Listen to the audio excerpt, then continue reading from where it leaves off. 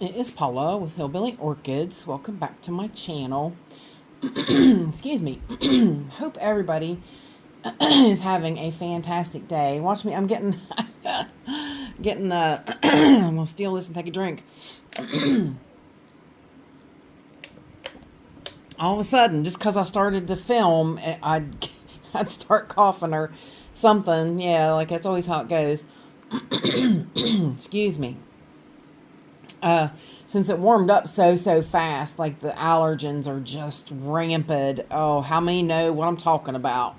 yeah, me too. Yeah, it's really playing havoc. I almost didn't have a voice yesterday. We hit a record high of 80 and for the middle of March. I mean, get out of here. My daffodils are blooming, and yeah, like they're going to get burnt. It's not over. It's not done. It is by far done. So definitely, yeah, yikes. Um, so here we are again, Foul Friday. We're going to go back again and touch on the pH thing with the Foul Friday.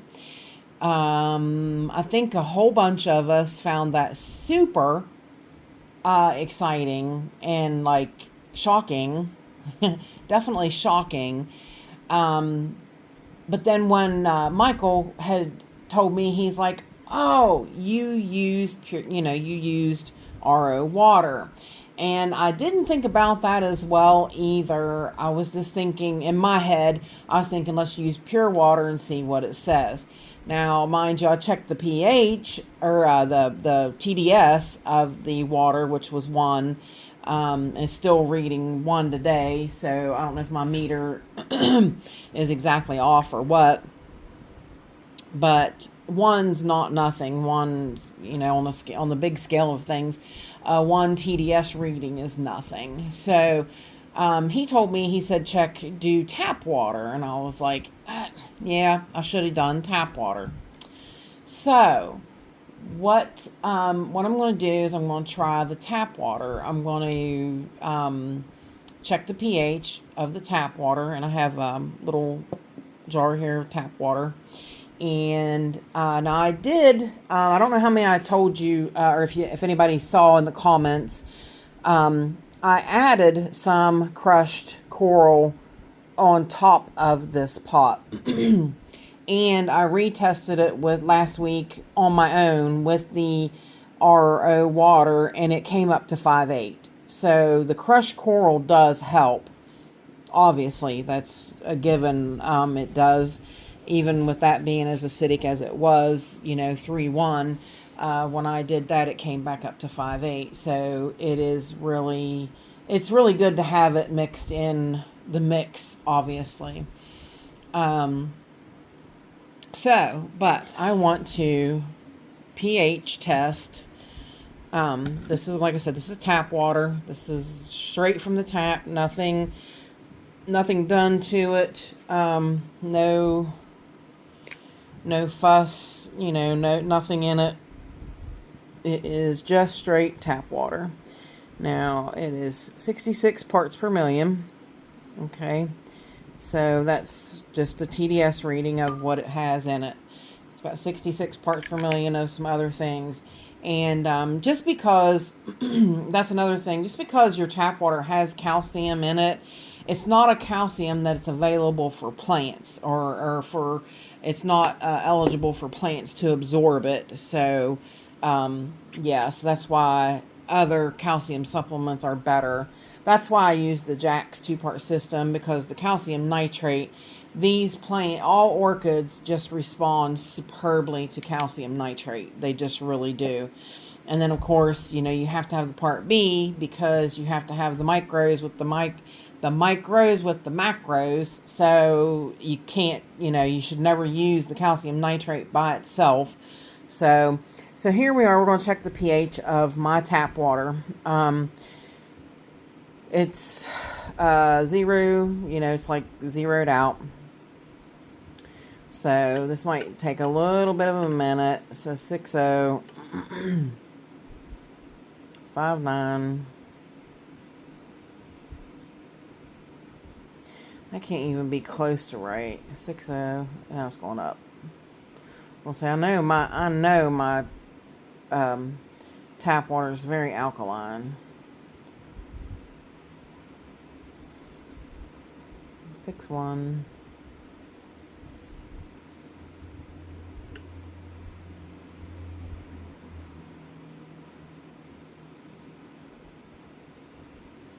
Two. Michael could be right as well, because he asked me, he's like, either your meter's way off, and I haven't calibrated this meter for a while, so maybe I should go ahead and calibrate it, because it's not reacting like it should, honestly. 6.3. I know my tap water is very alkaline. My tap water is so alkaline, I've had to test it with a fish tank aquarium tester, pH tester, because it's so high. 6.4. It's climbing. It's climbing slowly, but hang tight. I'll be right back. I am back. I'm going to use this 7.0 reference calibration fluid, and we're going to calibrate my pH meter. Okay, just to show you, it's not real hard to do. It's real easy to do. You just put it in a little cup like that. You turn your meter on, and you hold the temp calibration, and it'll blink calibrate 40, calibrate 70. You hit it again for 70, and you set it in the water, and it'll be blinking. I hope you can see that it's blinking. I don't know if it shows it. It is blinking. Calibrate, calibrate, calibrate. 7.0.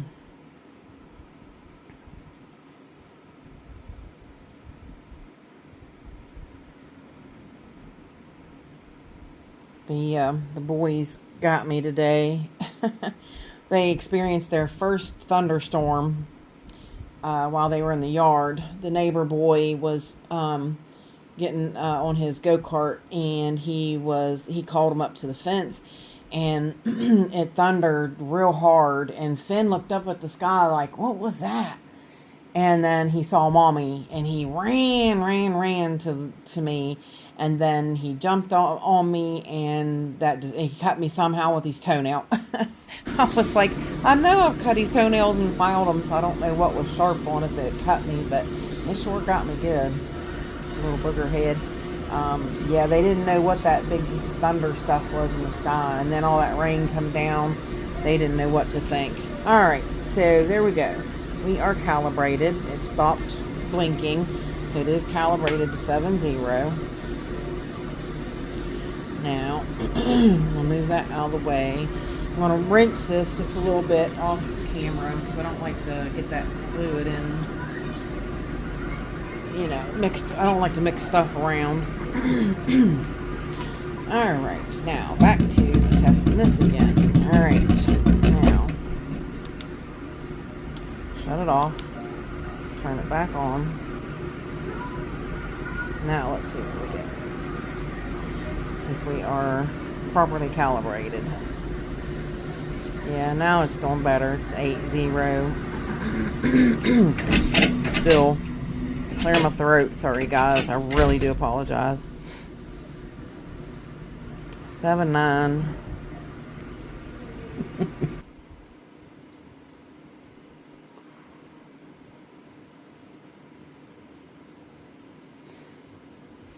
So it's about 7.8, 7.9, which I know that's not exactly right normally either, because my water is usually like 8.4, 8.5. So it's hard to tell, but we know it's pretty high up there. So now let's try a little bit of the RO water. I'm gonna rinse that cup. Let's pH test a little bit of that RO water. Okay.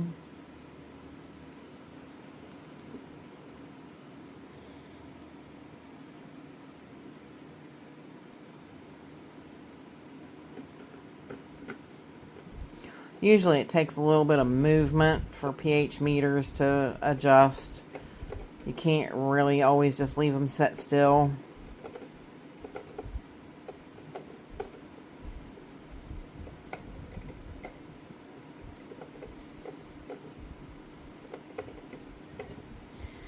Seven, 9.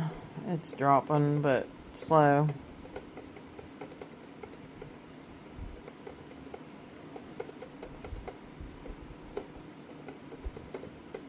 7, 8, 7, 7.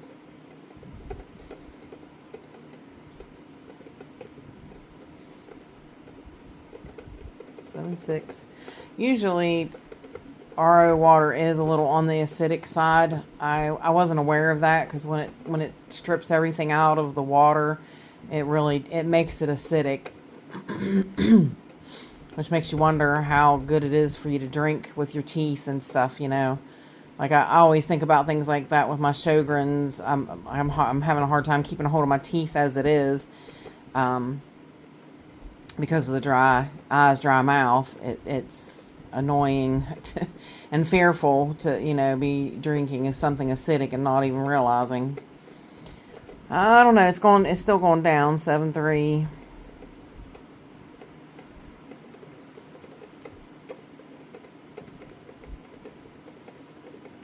7, 2, 7, 1.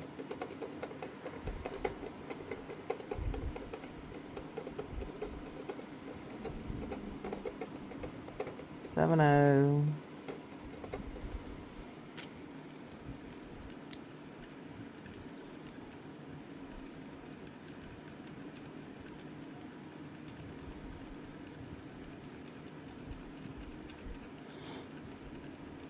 6, 9. Well, it's kind of staying between 6, 9 and 7, 0. So if you can see that, it kind of is bouncing back and forth and between 6, 9 and 7, 0. So, like I said, I thought it was more around 6, 4, but with my calibration on my meter being kind of weird, or what's going on with it, who knows. But let's try this one again. Let's try the pH of our tap water. Just real quick. I won't dawdle on it too long.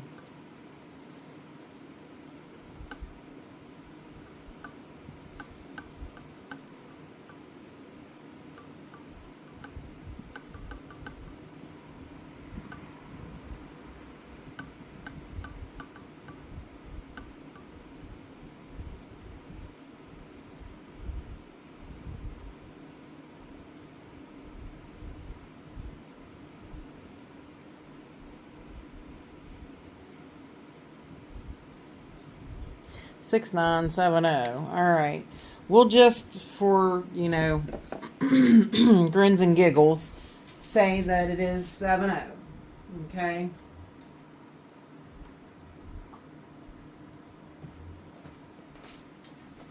I was moving that out of my way. So let's see now with, you can see this little guy's dry again since the last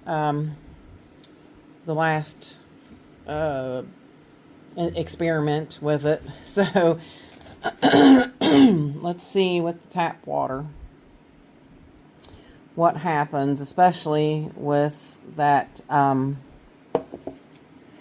dolomite lime in it now, or that, not dolomite lime, that crushed coral, sorry.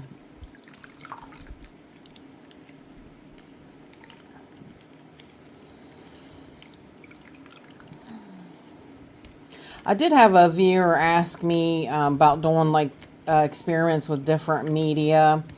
I would do that. I was actually planning on it, but with my meter being so weird, I'm not sure it's being 100% accurate. So I don't think we should run into, you know, testing other things right now till I can get my pH meter figured out. So we're back on.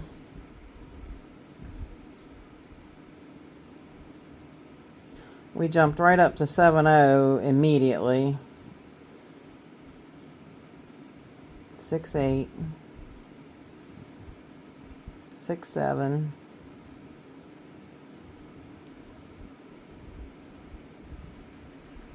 6.6. 6.5.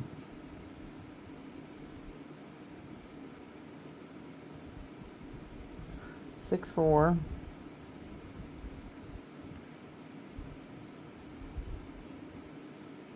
6.3.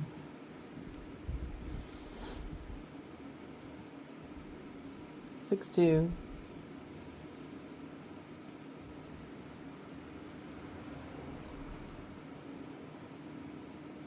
6.1.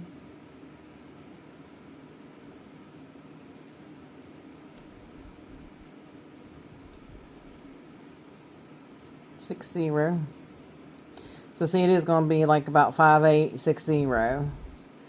And that is what it came up to with the RO water when I tried it. So, yep, 5.9.